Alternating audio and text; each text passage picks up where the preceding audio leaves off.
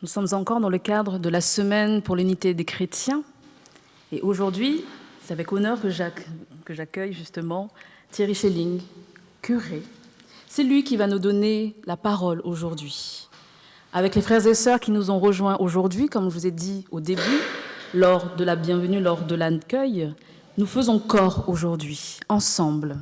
La semaine dernière, nous étions du côté de Tonnet, et aujourd'hui, c'est nos frères et sœurs qui nous ont rejoints ici ce matin. Alors, laissons-nous porter par le message apporté par Thierry aujourd'hui, qui a sûrement été inspiré par le Saint-Esprit. Comme dit l'autre, Inch'Allah. 1925. On se rappelle? Moi non plus, on n'y était pas.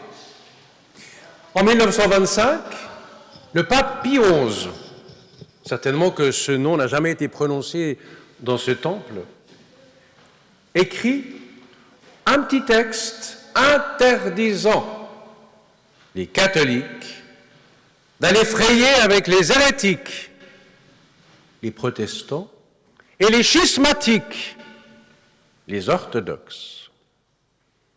2025, nous voilà tout mélangés, tout invités, tout ensemble, chez nous, à la maison, comme tu nous l'as dit.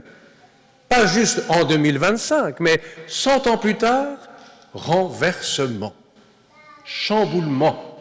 Ce qui était interdit, impossible, impensable, sous peine de, est devenu, je l'espère, une habitude bonne. Renversement. Ce n'est pas que le fruit d'hommes et de femmes qui ont osé, même si, non, c'est d'avant tout et d'abord parce que Christ, lorsqu'on le place au milieu de nos vies, de nos églises, de nos théologies, de nos pensées, on a toujours fait comme ça, eh bien, on risque un retroussement, un renversement, un retournement. Plus joliment dit, c'est la conversion. Moi, j'aime bien ces retroussements, ces retournements, ces reconversions. Dans cet évangile, et cela a été noté par le groupe de travail de l'évangile du dimanche, 2 barques, peut-être symbole de 2 églises, 2 communautés. En tout cas, sur les 2 barques, le même nombre, pas encore d'apôtres, mais de disciples, 2 et 2. Nous sommes égaux, avec une distance, parce que 2 barques collées ne servent à rien, mais à ferrer, à pêcher. Triste de ne voir qu'on n'a rien pris. Et ensemble, sur le rivage, à nettoyer nos filets. Ce sont des belles images que je vous laisse dépioter pour les actualiser. Mais voilà, ces 2 barques, ils ne sont pas encore apôtres, ils sont dits associés. Nous sommes associés. Nous travaillons ensemble. J'ai envie de travailler avec vous. J'ai envie d'étudier la parole avec vous. J'ai envie de célébrer avec vous. J'ai envie de témoigner avec vous. J'ai envie de souffrir avec vous parce qu'on ne sera pas toujours accueillis. J'ai aussi envie de me réjouir parce que la pêche est si lourde que j'ai besoin aussi de vous pour tirer les filets. De vous tous. Je ne parle pas aux réformés ou aux catholiques. À nous, témoins du Christ. Dans cet évangile, nous avons 3 types de renversement, de chamboulement. Le premier, voilà que Jésus, parlant à cette foule, que leur a-t-il dit, on ne sait pas, parce qu'il leur parle et quand il eut fini, c'est toujours frustrant, mais ça ne fait rien. Il a dit des trucs qui ont fait que les pages d'après, il continue à avoir de la foule autour de lui. On aimerait nos temples archi-pleins, nos églises archi-pleines. Attention à la foule, aujourd'hui Hosanna, demain Barabbas. Non, même Jésus, et c'est le premier renversement, au lieu de se dire cool, ça marche, et de créer une secte autour de lui, il prend de la distance. Alors oui, pour se faire mieux entendre, mais pas seulement. Il prend de la distance des gens, certes, mais peut-être pour actualiser, nous aujourd'hui, est-ce que nous pourrions prendre de la distance avec notre tradition, notre « on a fait toujours comme ça », notre théologie, avec nos pontes qui nous disent que ça c'est bien, ça se fait pas, ça c'est cool, ça se fait pas.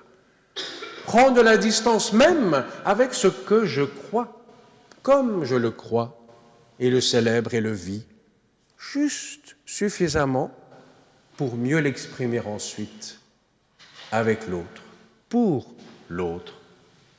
Ignace de Loyola, le fondateur des Jésuites, avait cette petite phrase en disant « Attention, tout moyen vers une fin, mais ne jamais confondre le moyen avec la fin. » Et c'est peut-être là où nos églises, c'est peut-être là où dans ma vie, parfois je me mélange les pinceaux, pour ne pas dire les filets. Prendre de la distance. Mais pour cela, j'ai envie de prendre distance avec vous, tous et toutes. Dans la région, nous avons une rencontre une fois par année, instaurée depuis 3-4 ans, je crois, où prêtres et pasteurs et laïcs engagés se retrouvent à l'automne pour 24 heures d'une retraite à Grand-Champ. Bien sûr, pour planifier un peu 2-3 activités communes, mais pas seulement. Pour prier ensemble, pour rire ensemble, pour faire silence, ce qui n'est pas évident ni pour pasteurs, ni pour prêtres, et pour repartir, requinquer, parce qu'ensemble, nous allons encore faire cette année 24, 25, 25, 26, 26, 27, tant et tant de pêche.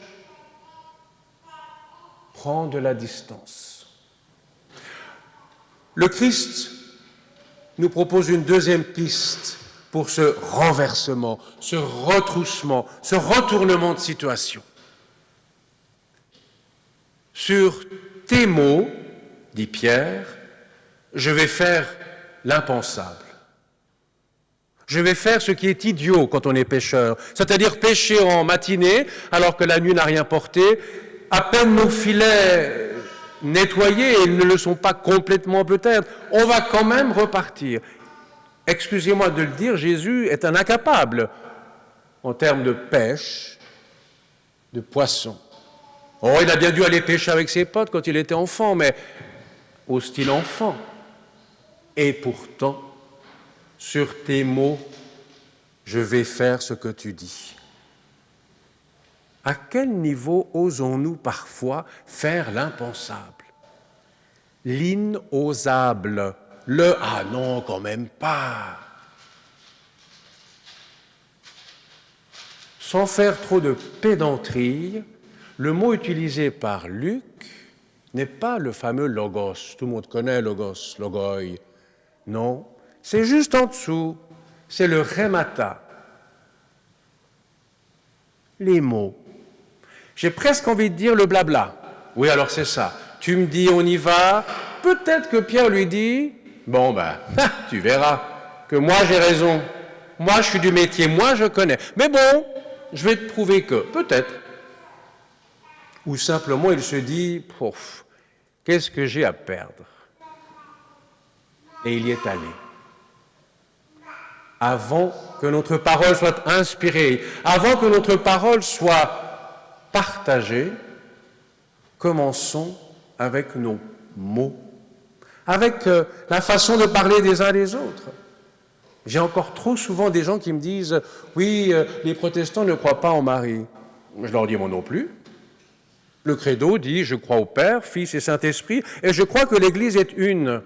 Voilà, je ne vois pas autre chose. Mais vous voyez, génération passant, il y a encore de ces scorilles qui gênent. Heureusement, ce sont des rhémata, du mot. Ils n'ont pas place pour devenir logoi. Ou peut-être, tout est moyen vers une fin. La troisième piste que nous donne Jésus pour ce retroussement, ce renversement. À la fin, voilà qu'il appelle ses pécheurs disciples et qu'il les apostole, qu'il les envoie en mission, qu'il les commissionne, si vous voulez. En Suisse, on dit les commissions pour aller faire les courses. Moi, j'aime bien. Il les commissionne.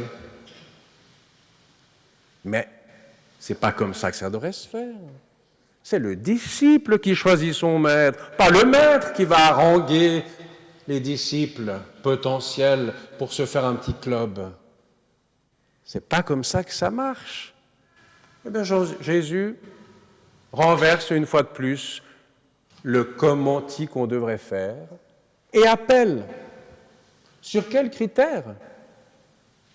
Pratiquement aucun, si ce n'est un Pierre qui a dit sur tes blabla, sur tes mots, sur tes chématas, on va bien faire ce qui me semble insensé. Le Christ nous choisit, sans aucun critère, avec ou sans théologie, avec telle ou telle confession, avec telle ou telle histoire de vie. Mais il choisit, par exemple, un Pierre qui s'y connaît dans son métier.